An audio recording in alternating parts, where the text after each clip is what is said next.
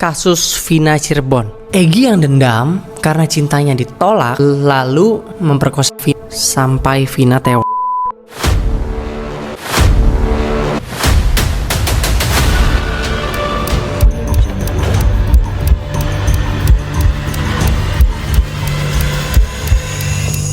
Audio Jungle. Halo guys, kembali lagi di Jejak Kasus. Karena setiap kasus punya cerita. Seperti biasa, di sini kita akan membahas cerita-cerita yang gila, misterius, dan penuh teka-teki. Jadi sebelum kita mulai, jangan lupa tekan tombol subscribe-nya dan aktifkan lonceng notifikasi biar kalian gak ketinggalan sama cerita-cerita seru dari saya. Oke, tanpa basa-basi lagi, get ready, the drama is about to drop. Kali ini kita bakal menggali kisah tragis yang melibatkan pasangan muda yang menjadi korban eksekusi kejam di tahun 2016. Kasus ini pernah meredup, tapi kini kembali booming karena diangkat menjadi sebuah film yang kontroversial. Oke, langsung aja kita masuk ke cerita lengkapnya, kronologi kasus Vina Cirebon.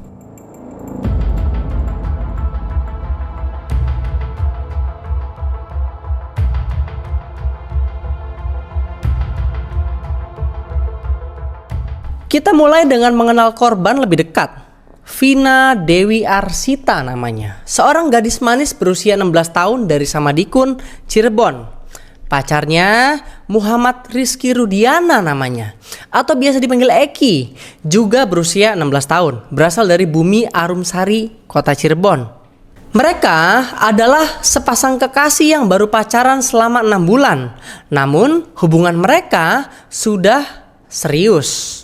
Hingga keluarga mereka saling mengenal dan berencana menikah setelah tamat dari sekolah. Romantis banget kan? Namun di antara teman-teman Eki ada satu orang nih yang namanya Egy. Egy ini naksir berat nih sama si Vina. Sayangnya Egy gak bisa menerima kenyataan kalau Vina ini udah punya pacar. Awalnya cuma sekedar menggoda ya, tapi lama-lama nih berubah jadi pelecehan verbal.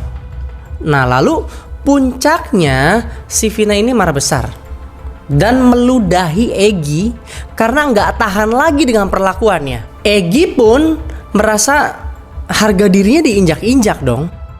Awalnya ya kayak gitu, mungkin dianya ngerasa udah sakit hati mungkin karena ditolak terus, jadi kesel, bikin rencana kayak gitu. Tapi nggak membunuh dong awalnya? Memang rencananya hanya buat diperkosa saja. Oh, awalnya marah. Iya, karena adik sayanya buka mata, kan tadinya kan ditutup tuh posisinya. Karena buka mata, akhirnya dibunuh. Dan disinilah benih tragedi ini mulai tumbuh rasa-rasa dendam dari Egy terhadap Vina. Tanggal 27 Agustus 2016, malam yang naas itu tiba. Sekitar jam 10 malam, Vina dan Eki sedang jalan-jalan bersama beberapa teman mereka di sekitar kawasan Kalitanjung, Cirebon. Jalanan sepi karena sudah larut malam. Mereka melewati SMP Negeri 11, Kalitanjung. Ketika tiba-tiba sekelompok orang datang dari arah belakang dan mulai mengejar mereka, jumlahnya sekitar 11 orang. Mereka ini bukan hanya mengejar Eki dan Vina, tapi juga mengejar teman-teman yang lain gitu loh. Geng motor itu melempar batu ke arah Eki dan Vina. Karena kalah jumlah, Eki dan Vina akhirnya kabur. Tapi anehnya, geng motor itu cuma fokus mengejar mereka berdua. Teman-teman mereka yang lain dibiarkan lolos begitu saja. Dari sini, jelas menunjukkan bahwa target mereka adalah Eki dan Vina. Ada dua jenis versi cerita tentang apa yang terjadi selanjutnya. Versi pertama, Eki dan Vina berhasil dikejar dan dipepet sampai jatuh di flyover Kepompongan, Kecamatan Talun, Kota Cirebon. Lalu versi keduanya, mereka sempat kabur tapi kembali lagi karena berpikir geng motor itu sudah pergi. Tapi ternyata geng motor itu masih di sana dan langsung menangkap mereka. Akhirnya, di flyover itu, Eki dan Vina dianiaya dengan brutal. Mereka dipukul dengan balok kayu sampai lemas dan gak sadarkan diri. Setelah itu, Mereka dibawa ke tempat yang lebih sepi di Jalan Perjuangan Kota Cirebon, tepat di depan SMP Negeri 11 Kali Tanjung. Di sana, Eki dipukuli sampai tewas. Vina yang masih lemas diseret dan jadi bahan bulan-bulanan mereka. Egi yang dendam karena cintanya ditolak, lalu memperkosa Vina. Gak cukup sampai di situ, Egi ngajak teman-temannya buat ikut memperkosa Vina secara bergiliran. Setelah puas, mereka menghantamkan balok ke kepala Vina sampai Vina tewas. Setelah menghabisi nyawa Vina dan Eki, mereka panik dan mencoba menghilangkan jejak dengan menyusun skenario kecelakaan tunggal. Jadi mereka tuh membawa jasadnya si Vina sama si Eki balik lagi ke flyover itu dan menyusun adegan seolah-olah terjadi kecelakaan terhadap mereka.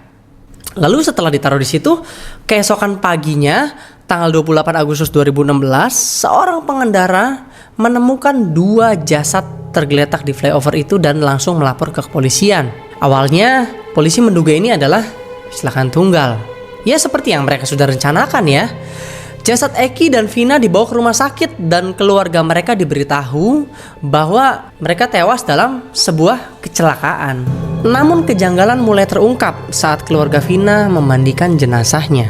Neneknya si Vina ini melihat luka-luka di tubuh Vina yang aneh. Seperti bekas penganiayaan, bukan kecelakaan gitu loh. Kayak abis gimana penganiayaan lah. Biasa aja itu. Oh, bukan karena kecelakaan malahan. Justru motor tuh masih keadaan utuh, nggak remuk, nggak pecah. HP almarhum adik saya juga nggak pecah, nggak retak. Intinya kalau dibayangkan akibat dari kecelakaan tunggal nabrak trotoar terus yang listrik nggak mungkin motornya masih begitu kan. Iya. Terus saya aja jarak 5 meter aja hancur. Logikanya HP juga pasti kan remuk atau pecah gitu kan. Itu enggak. Kecurigaan ini ternyata sejalan sih dengan penyelidikan kepolisian. Lalu pihak kepolisian melakukan otopsi dan mengungkapkan bahwa luka-luka mereka memang hasil dari penganiayaan. Bahkan yang lebih mengejutkannya lagi, ditemukan tanda-tanda Vina telah Kemudian setelah kejadian itu, ada kejadian mistis yang bikin merinding. Teman Vina yang namanya Linda tiba-tiba kesurupan arwah korinnya Vina. Linda ini dikenal sensitif nih terhadap hal-hal yang sifatnya supernatural. Lalu Linda menghubungi keluarganya Vina dan bilang kalau Vina ingin bicara melalui dirinya. Atas permintaan Linda, kemudian keluarga dari si Vina itu datang langsung ke rumahnya si Linda ini. Di sana Linda mengaku kerasukan arwahnya Vina. Dan yang diduga arwahnya Vina ini mulai bercerita tentang apa yang sebenarnya terjadi pada malam hari itu. Linda yang dirasuki arwahnya Vina bercerita sambil menangis dan memeluk ayah Vina. Arwah Vina yang merasuki Linda menceritakan semua kejadiannya, mulai dari pengejaran hingga eksekusi. Dia juga bilang di sana kalau Egi dan beberapa pelaku lainnya kabur ke Jakarta setelah kejadian itu. Pukul tangan Vina patah, bukan diseret pakai motor, dipukul tangan Vina. Kepalanya sih, Dede, kepalanya kenapa? Diapain, Dede? Tadinya dibenturin. Dibenturin kemana? Ke motor, terus ke aspal. Eginya tuh mau nolongin, tapi Eginya juga kena. Salah satunya ada yang suka sama Vina, temen Egi itu salah satunya namanya. Terus Dede nggak tahu pingsan, bangun-bangun mata Dede ditutup, terus Dede lagi di Mbak, jangan ketipu Mbak. Vina sama Eki nggak digeret pakai motor, tapi tangannya dipukul pakai balok Mbak. Pak, Mama cari duit buat Vina, Iya. dibunuh sama orang. Mama makanya di sana pingsan terus Mama deh. Yang kabur ke Jakarta jangan lupa Mbak itu otaknya Mbak itu. Karena gitu. itu anaknya polisi Mbak. Anaknya polisi. Nggak tahu kalau yang anaknya polisi apa enggak, Vina enggak kenal, tapi dia suka sama Vina. Pertamanya niatnya mau aja Mbak, mau tapi karena takut ketahuan jadi kita berdua dibunuh. Wah, mengerikan banget ya guys. Penyidikan lalu terus berlanjut setelah itu.